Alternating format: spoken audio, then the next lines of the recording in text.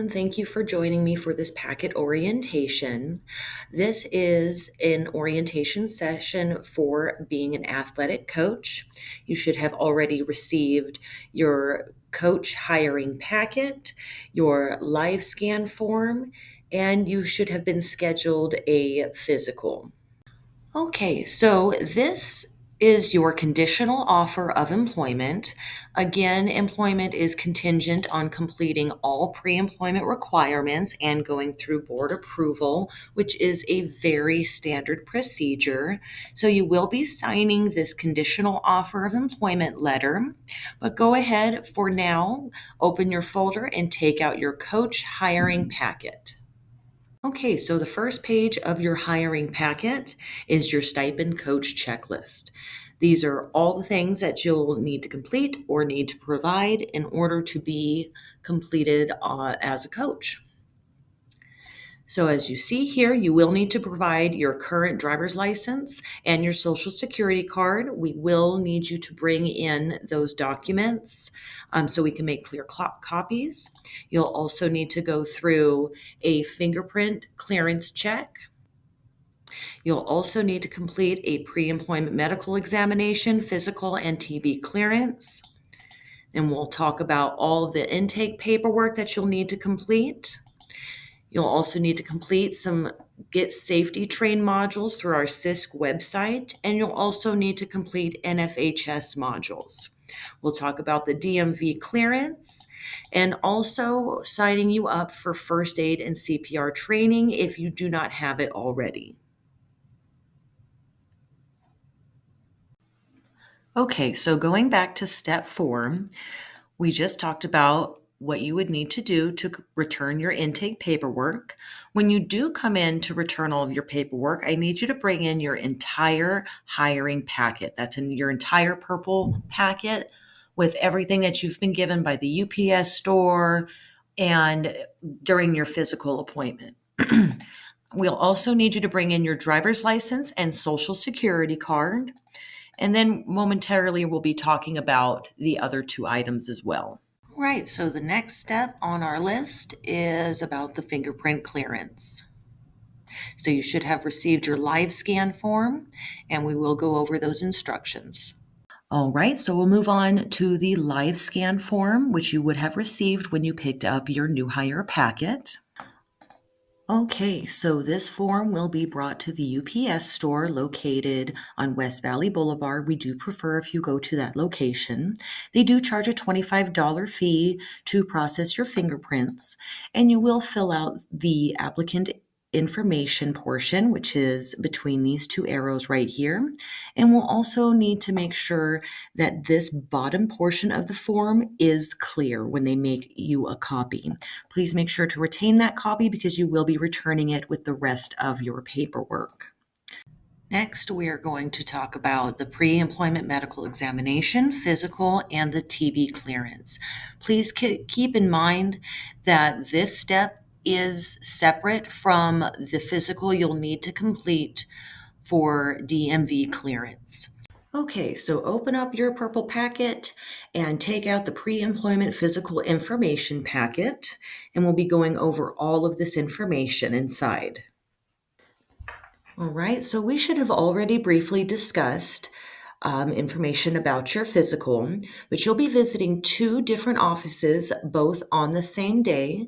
The first being Universal Occupational Medicine, where you will be doing a medical examination and your TB assessment. Please be aware that the TB assessment does cost $20. Soon as you're done with that office, you'll be sent straight over to functional ergonomics. That's where you'll be bending, twisting, lifting heavy boxes, things of those sorts.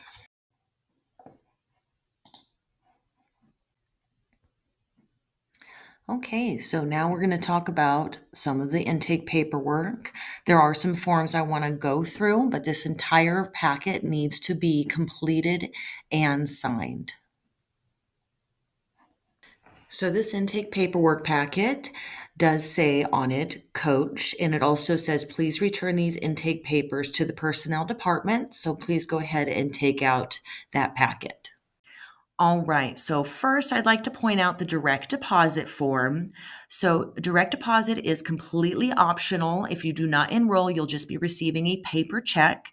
But if you do want to enroll, then please attach a voided check where it does indicate. However, if you're unable to provide a check, I know a lot of people don't have checks anymore. You can go to your bank and get your direct deposit information printed on bank letterhead, and we can accept that in place of this entire form. Unfortunately, we cannot accept any handwritten information. You're unable to just write your routing number and account information on this form. It does have to come directly from your bank. All right, so next portion of the paperwork I want to talk about is the CalPERS portion. There's 3 separate forms you'll need to fill out because we do need to know if you've ever been a member of CalPERS before or a different retirement system. So you have probably been a member of CalPERS if you've ever worked for another school district or any county, state, city employment, such as working out at the prison. All right. So the first form I'd like to share is this reciprocal self-certification form. This form will need to be completed whether or not you've been a member of CalPERS before. So if you have not, you'll just be filling out this circled portion here, and of course your member information here. If you have been a member of CalPERS or a different retirement system, you'll be filling out the entire form. Right. The second form is the retirement status information. You will be filling out this entire form as well. This top portion, we're asking if you've ever been a teacher before. So we need to know if you've ever been a member of CalSTRS. Most of the time, this is going to all be no. The second portion is referring to CalPERS, if you've been a member of CalPERS before. So please be sure to fill out those forms entirely. The third form is actually the first form found within this portion of the intake paperwork. It does say retired CalPERS members, and that's a very straightforward form asking if you've been retired from CalPERS. All right, so the last page I want to point out in the intake paperwork packet is the pre-designation of personal physician form. It is the last form in the intake paperwork packet. So this form is only applicable to workers' comp. So what happens if you're injured on the job, we normally send you down to a doctor of our choosing in Bakersfield. However, you do have the right to be seen by your own physician in this case. However, the physician must sign the form, but a lot of physicians will not deal with workers' comp, just so you're aware. So if you're okay that if you're injured on the job and you're okay with going to a doctor of our choosing, you'll just write decline on the top right portion of the form, you'll initial it, and then you'll date it. Okay, so next we're going to talk about the CISC Get Safety Train modules that you'll need to complete. Okay, so all district employees are required to complete 9 Get Safety Train modules. These CISC modules are found at getsafetytrain.com. You'll need to create an account using your personal email address and complete these 9 modules as a new hire. And please be aware that these modules need to be completed every school year. So before every new school year, you'll receive information that those modules need to be completed to continue your employment. All right, so what you're going to do when you go to getsafetytrain.com is you're going to click this login button to create your account. All right, you can register right here and you will be using your own personal email address. And please be sure you complete all of these 9 modules by the time that you return your paperwork. Next, we're going to talk about the NFHS modules that you'll need to complete. If you go to nfhslearn.org, you'll need to create an account and you will be completing 4 modules. The first module is the Fundamentals of Coaching module. This one never expires and it is provided to you by the district, so please do not by the module on your own, you will be sent an email link with information on how to access that module. The other modules you'll need to complete are renewed every 2 years. That's the concussion in sports, sudden cardiac arrest, and heat illness prevention. All right, so now we're going to be talking about how to become cleared to transport students. Now, you do have the option to transport students using a district vehicle, but you can also use your own personal vehicle if you would prefer that method. All right, so first, these are the two documents that you will need to fill out in order to be cleared by the district. So you'll need to fill out this top portion of the DMV form, and then the athletic director will be filling out the bottom portion. And also on the student transportation form, you'll also be filling out the top portion and you'll be signing that portion right there. But then the athletic director will also be signing the bottom portion.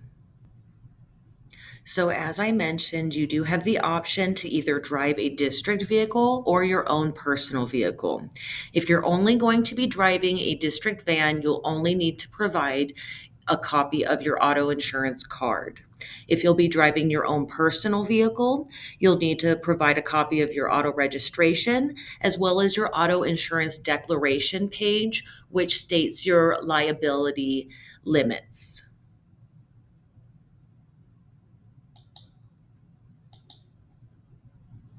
All right, so for either way, you'll be transporting students. You will be scheduled for a van driving class that's provided by the district through the transportation department. After you attend that class, you'll be sent down to Bakersfield to do a DOT physical.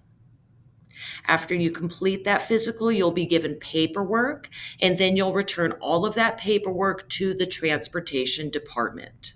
All right, so the last thing I'd like to share with you is information about your stipend. So you can go to our website, tehachapiusd.com, to find information about how much you'll be getting paid for your coaching position. So when you go to the website, you'll go to the Department of Personnel, then you'll click on the certificated salary schedule. So you'll click right here where it says 2425 certificated salary schedule. Please be aware that may be updated as we do update our website regularly, but it still will be the certificated salary schedule. Right? Here it will be labeled as the teacher's salary schedule, but as you can see, it does show coach stipends. So just review that. It will show you your stipend amount, but again, you can always contact me if you have any questions. Well, thank you for joining me for this packet orientation session. Please feel free to reach out if you have any questions at all regarding this onboarding process.